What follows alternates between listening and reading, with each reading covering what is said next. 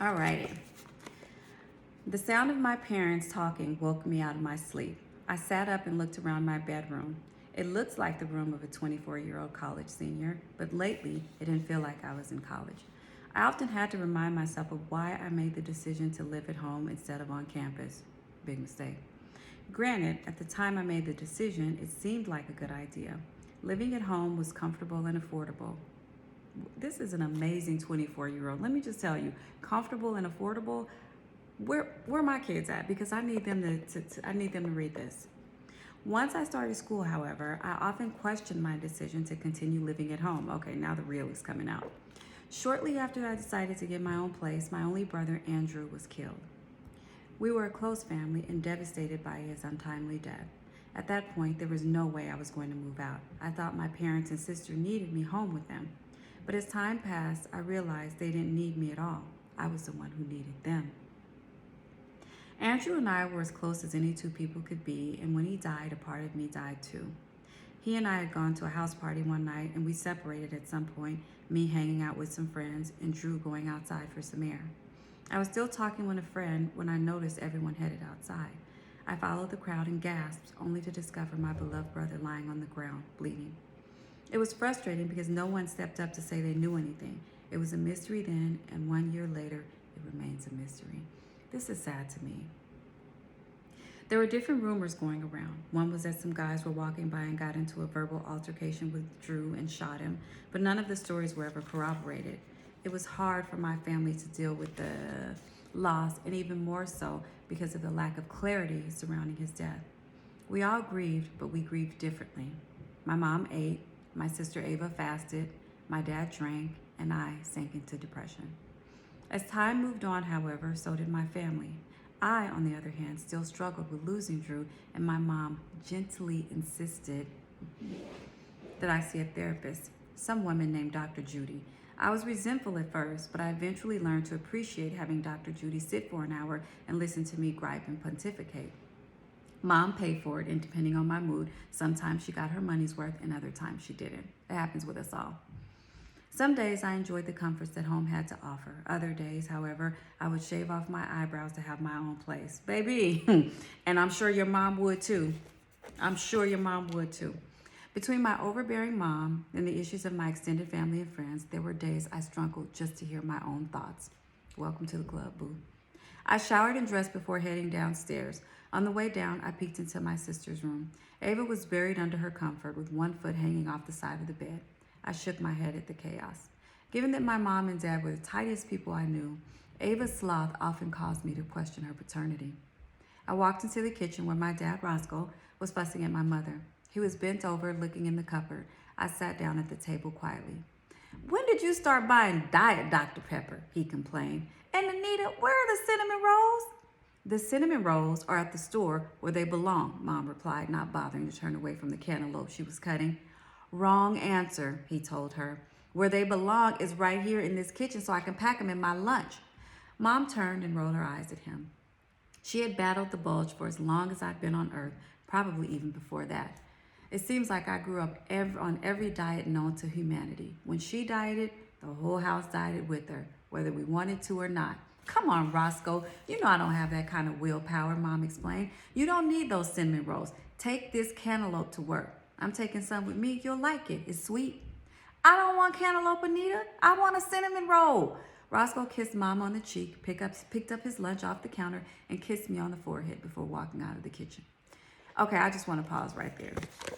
This is real because if I'm in the house and I'm trying to lose some weight and there are Oreos in the cabinet, I'm not going to lose weight because I'm going to eat all the Oreos. So when I'm dieting, everybody in the house is going to diet.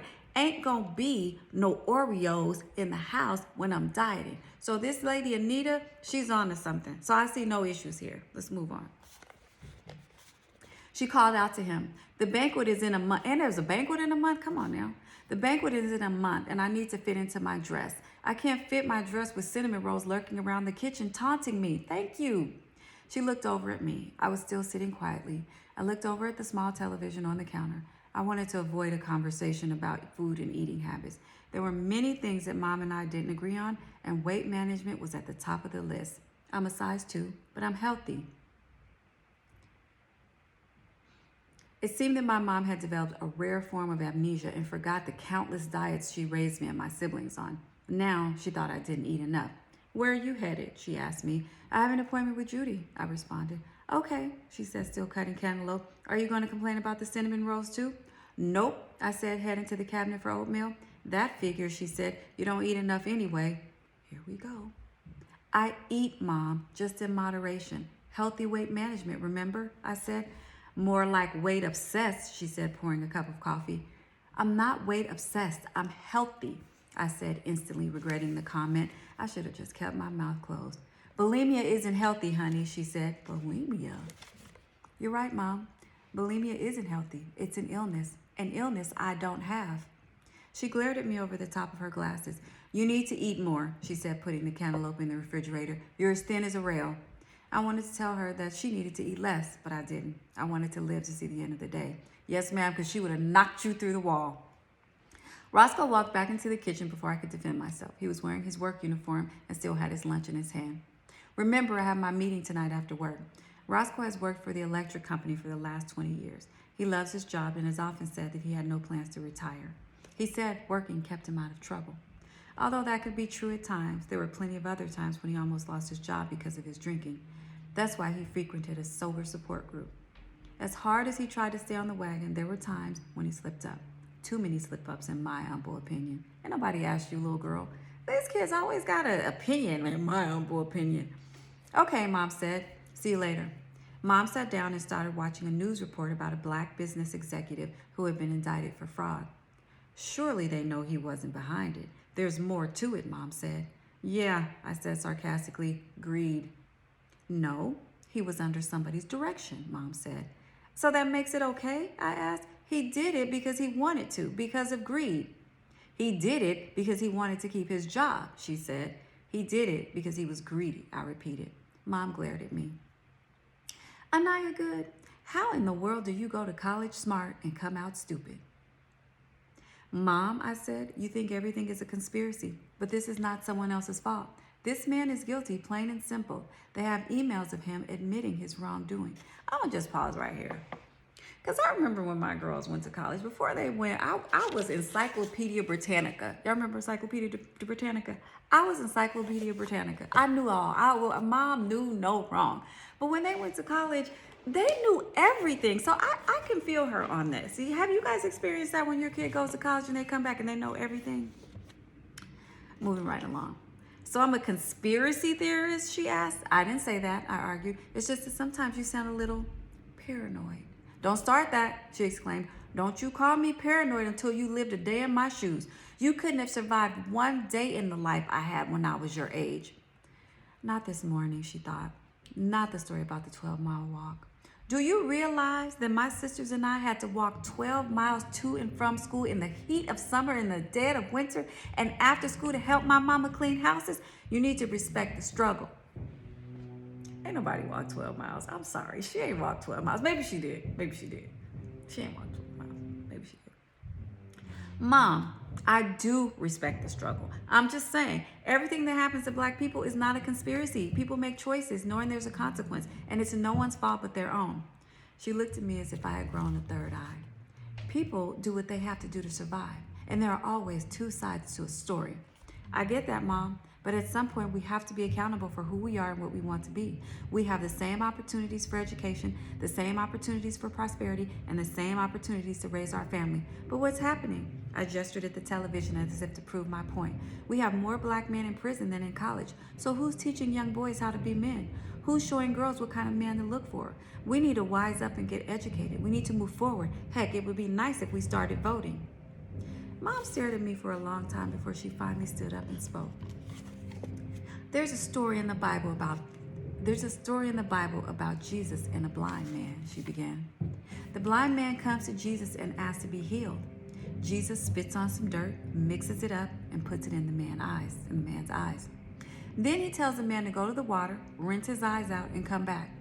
When the man returns, Jesus asks him what he sees. The man says he sees men as trees. Jesus spits in the dirt again, rubs it on the blind man's eyes, and tells him to go rinse his eyes a second time. When the man comes back, Jesus asks him what he sees now, and the man says, he sees men as they are. You, Anaya, see men as trees. I see them as they are. What? Anaya thought. I don't know anything about men looking like trees, I said. But I do know that we live in a society where we can do anything we want. This is not the old days, Mom. We can move forward. We don't have to hold on to the past singing old Negro spirituals all the time. She stood up and I ducked, as you should, girl. You should duck, because you playing with fire right now. Old Negro spirituals? Where's the child I birthed into this world? Girl, you don't have a clue. You millennials are privileged and ignorant. You think this family is struggling because we have only one premium cable channel instead of two. Your best friends drive cars that are worth more than people will earn in a lifetime. You aren't doing so bad yourself either. Get a clue. One day you will see for yourself. She walked out of the kitchen. I followed behind her, but not too closely. See you later, I called out. I was 5 minutes late for my appointment with Judy. I've been seeing her since Andrew died, and she never gave me grief about being late. I sat down in the obnoxiously massive leather chair in her office. She sat across from me looking like the Joker. She had small red lips, overarched eyebrows, pasty skin, and heavy black eyeliner. So what's going on? She asked me. Have you made the decision to move out of your parents' house? No. I said, why not? She probed. I keep thinking that my family needs me there, I said, surprised to have said it so bluntly. For what purpose will they need you there? Judy asked, writing in her little yellow pad. I don't know. Have you ever talked to your parents about moving out? Nope. Why not? I don't know. My mom still hasn't cleaned out my brother's room. I think she needs closure. What do you think that has to do with you gaining independence? Nothing, I said. Have you spoken with her about cleaning out your brother's room? No, I don't think she's ready. Has your mom said that to you? She doesn't have to. I know her. Say more, Judy encouraged. It just doesn't feel like the best time. Things feel strange in my house. Mom is not herself. My sister spends all her time in church, and my dad seems oblivious. Things just don't seem right. How does that make you feel? Sad, insecure, lonely. And what can you do about that? Drugs? What else? She asked, ignoring my sarcasm. Move out?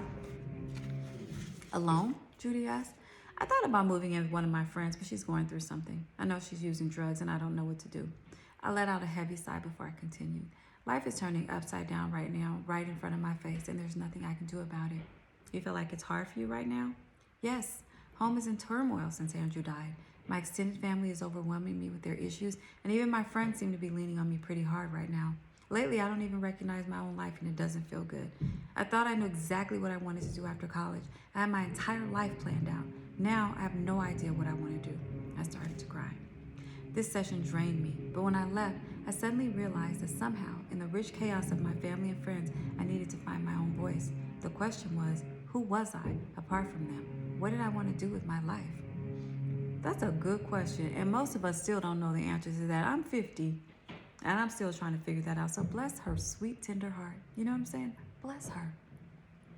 When I got home, my best friend Sophie was sitting on my room waiting for me. Hey, I said, surprised to see her. How long have you been here? Not long. I was in the kitchen talking to your mom for a few minutes. I had to make a phone call, so I came up here. That's okay, isn't it?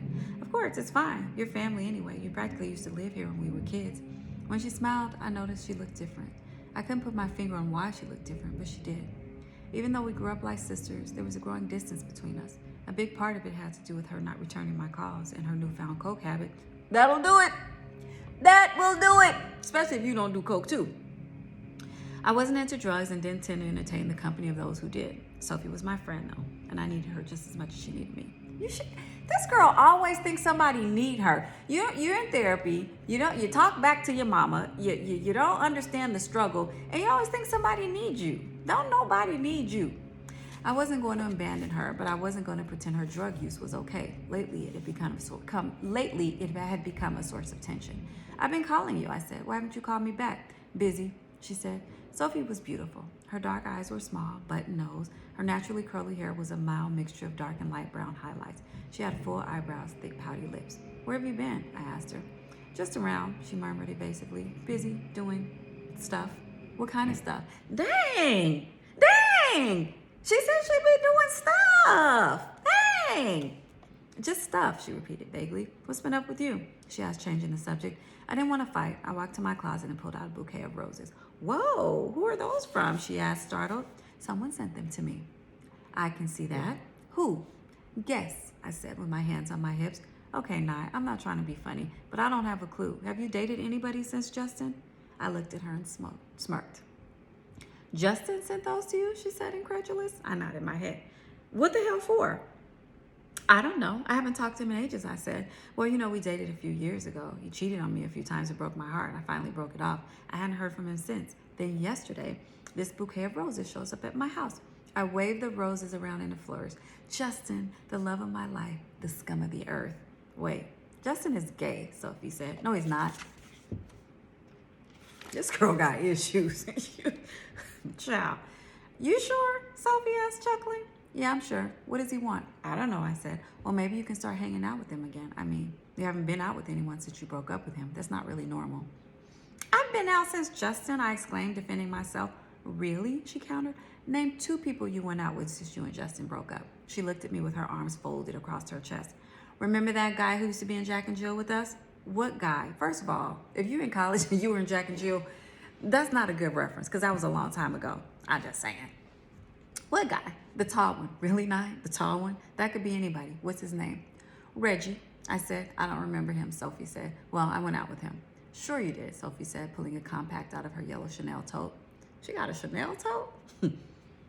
A silver vial fell out of her bag. Sophie hurried to put it back in her bag, but I had seen it already. What's that? I asked. Just a little powder, she said defensively. Don't start with me today. I told you only use it when I party. It helps me stay awake. I looked at her sharply. I have it under control, she said. Are you on your way to a party now? I asked. She looked at me blankly.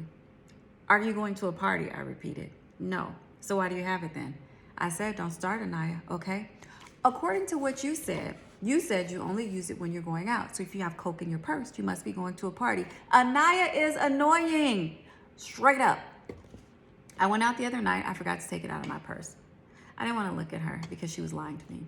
Lately, it was hard to be her friend. She was moody, didn't call when she said she would, canceled plans. I mean, so what? You are nosy as all heck.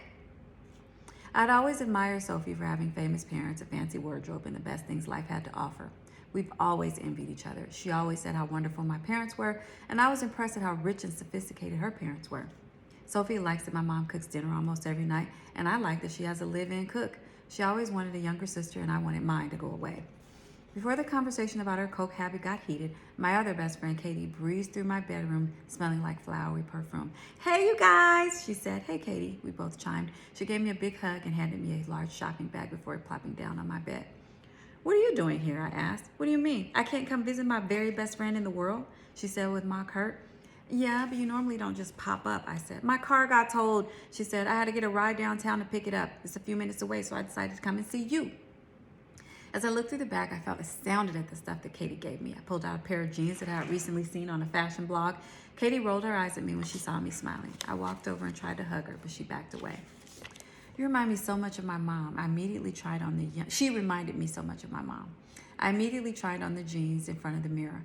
Girl, you're gonna have your mama's hips, Katie said. I cringed. What's up, Soph? Katie said, playfully punching Sophie on the arm. When is your dad having another party? Sophie's dad, Terry, is a music producer. He used to throw huge parties and invite all of his celebrity friends. Sophie always invited me and Katie. Among the 3 of us, we have pictures with some of the biggest names in the music industry. But Terry hadn't thrown a party in a long time. In fact, I hadn't seen him in a year. Every time I asked Sophie about him, she said he was traveling. I'm not sure, Sophie said to Katie. I heard you've been doing some pretty good parties yourself lately. Katie smiled with satisfaction. She stood up, smoothed her skirt. She was 5'9" beauty. She had thin, straight hair that hung down to her waist, sharp features, and flawless skin. Actually, my favorite Oakland Raider, hammer time. The Raiders are in Vegas, so my favorite Oakland Raider is throwing a party tonight, she said. You guys want to go? I'm down, Sophie said softly. I looked over at Sophie, surprised. She hated going out with Katie because Katie was too high-strung and loud, and that didn't mesh with Sophie's low-key persona. Sweet, Katie said. You got something to wear? I have something, Sophie said. Of course you do, Katie grinned. What time and where? Sophie asked. It's at his house, invitation only, so we roll together. Got it? We can roll together, Sophie said, but I'm not staying at a party until 4 a.m. I'll take a cab if I have to. Shut up, Sophie. Just call me when you're ready and I'll come swoop you up. What about you, Nye? I opened my mouth, but I didn't get a chance to answer. They both groaned in unison. We know. You need to study. Girl, Katie pointed at me, you're going to wake up one morning and realize you're 40 and wonder what the hell happened to your youth. With that, she grabbed her huge red patent leather purse, which probably cost more than my Honda. You act as if I've never been to a party before, I said. I don't have to go to every party I'm invited to. Please, Katie exclaimed. I can't remember the last time you even went to a party. Did you tell Katie about the roses? Sophie asked. No, I said tightly. What roses? Someone sent you roses, Nye? Who on earth did that? Excuse me, I countered. You act as if I'm not worthy of roses. I'm not saying you aren't worthy. I'm saying in order for someone to send you roses, you have to give them the time of day. So who is this lucky gentleman? Katie asked. Justin, Sophie blurted out with a grin. Justin? The guy you used to date? Yes, I replied. Wait, he's gay. He's not gay. Nye, the boy wore a thumb ring and arched his eyebrows. Now, I love the gays just as much as anyone else, but he wasn't into you. He was gay. I sighed. What does he want? For me to call, but I'm not, I said. That's fine. He's not for you anyway, Katie said firmly. I will say that you need to hurry up and get your groove on, though. I mean, give that little kitty cat some action down there. Those little toys that you have are all fun, but you need some real stimulation. You know what I mean? Like a man. You don't want your coochie to shrivel up and fall out, do you? Sophie smiled as if the demise of my private parts amused her. Leave her alone, Katie, Sophie said. She's got her priorities right. There's nothing wrong with that. Katie frowned. Just trying to help. What are you wearing to the party? Sophie asked Katie. I saw this pink dress that hugs every curve I have and creates some that I don't. Her cell phone rang and she took it in my walk-in closet. I looked over at Sophie. We both shrugged. Why does she need to go in the closet? Sophie asked. That's a good question, I said. Katie came out of the closet and grabbed her purse. I thought we were going to the party tonight, Sophie asked. We are, Katie replied. I'll be at your house by 11. We should get to the party by 11:30. Anything earlier looks desperate. She blew us a kiss and disappeared out of the door. But then, peeking her head back, she said, and Sophie, do something with that hair, will you? You look like Carrot Top, for goodness sake. Hooker, Sophie called after her. Katie closed the door completely. Sophie, I exclaimed. What? She said, shrugging her shoulders. So that was chapter 1. And I have to say, I like this trio. I like it. Nye, she gets on my nerves a little bit, but we all need one goody-goody in the group, right? She's got her priorities straight. She ain't really giving up the poonie. She's keeping it to herself. Katie, I like her. She's fun-loving. She gets out there. She has parties. She likes to include her friends. She's fun. I'm not sure what's up with Sophie. I can't wait to see what this coke habit is about and what this mysterious new persona that she has. But I am excited. So far, this book is so good. And I like it. So that was chapter 1 of Anytime Soon. And I'll be back when I'm back with chapter 2. So let me know what you guys think. Please, please, please comment, subscribe, and share. Thanks, guys.